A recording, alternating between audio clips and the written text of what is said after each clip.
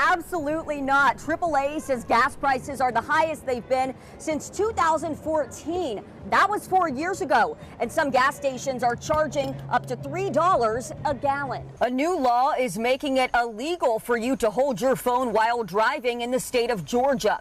It's called the hands-free law, and some people in Alabama think it's time that our state implements the same thing. You're looking at what used to be a recycling plant here in Crenshaw County. Her 9-year-old son was playing in his bedroom when she had a gut feeling to get him to the living room. Just moments later, that tree crashed through his bedroom ceiling. She says if it wasn't for that gut feeling, she might have lost more than just her house. Flyers with the words "still missing" have been posted all around Elmore County by family members and friends of Susan Osborne and her son Evan, who have been missing for over a year. After you download the app in the App Store, you're asked to take a picture of your driver's license and then a selfie to register. That way the system can verify your identity by comparing the two photos. How it works is pretty simple. You can either dial 211 or use their new texting feature.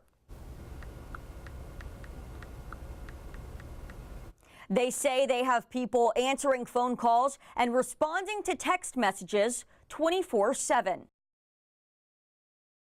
A 12-year-old girl, we've got the daddy and we've got the mother. All 3 dead and 2 others injured in an apparent murder-suicide. According to the sheriff, it was the husband, Bob Orsi, who shot and killed his wife, Charlene, and one of their 4 children, then set the house on fire. It's our understanding that the 3 triplets sustained gunshot wounds. We do have 2 of them that are in the hospital at this time that are undergoing surgery. Authorities believe Orsi then turned the gun on himself, but they're waiting for forensics to confirm. There had been some marital trouble. We do know that I believe that the wife had filed for divorce. According to court documents, Charlene filed for divorce on June 28th, asking for full custody of the 4 children. The sheriff's office says the divorce was due to Bob Orsi's alleged drug use. One of their neighbors, who wants to remain anonymous, says the Orsis were your typical family. We always saw the girls out riding in the golf cart, playing in the neighborhood, selling lemonade on the side of the road. We were devastated. Devastated and in disbelief of what happened just right down the road behind closed doors. A PSA produced by high school students in Alex City has been making its rounds on social media. The video shows a group of high school students at a party before prom. And since most of the video takes place in a car, that's where the actors explain what happens next. We're having like a pregame party before we go to our prom pictures. But the character is clearly intoxicated and shouldn't get behind the wheel. I decided to go drive anyways to pictures. Sadly, they never make it to those pictures. We pull up and cause an accident with another group of our friends that were on the way there. As you can see in the video, Hannah, who causes the crash, is one of the 2 survivors. After that, it's me going to jail and getting booked and having to do a breathalyzer test and things like that, and it was really surreal. Surreal because it could happen. Why was this such an important message for you to get across? Well, I think it's something to take into consideration because we are teenagers and we experience things like this. But it's something, she says, can be easily avoided. It makes the message, a little more impactful for people watching it. The video ends with the words, "Think before you drink," advice that could potentially save lives. It was a problem we received numerous phone calls about. 3, 4, 5, 6. People complaining about crime, but scared to call the police. There's a lot of shooting going on.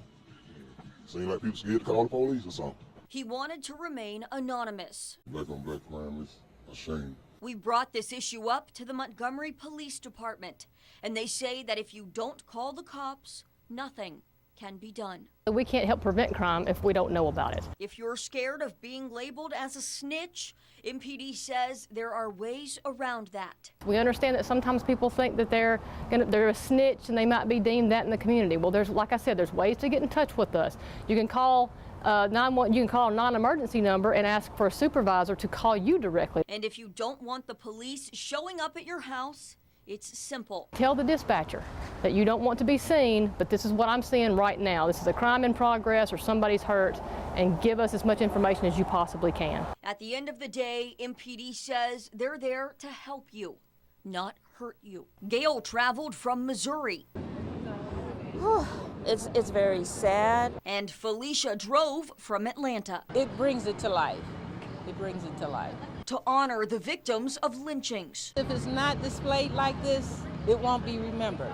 And if it's not remembered, it's going to be repeated. One of the victims, their great-great-grandfather. We're here to recognize our great-great-grandfather, Charles Brown, who was lynched in Wilkinson County, Mississippi in 1879. His name inscribed on a block at the memorial. We wouldn't want that story to be forgotten or him to be, forgotten. His life was lost for a little bit of nothing. That's why 4 generations of their family were there, so as not to forget who Charles was and what he did. I mean, he didn't do anything wrong except try to get paid for work that, he had done. And so that's bravery, the fact that he stood up for himself, and it cost him his life.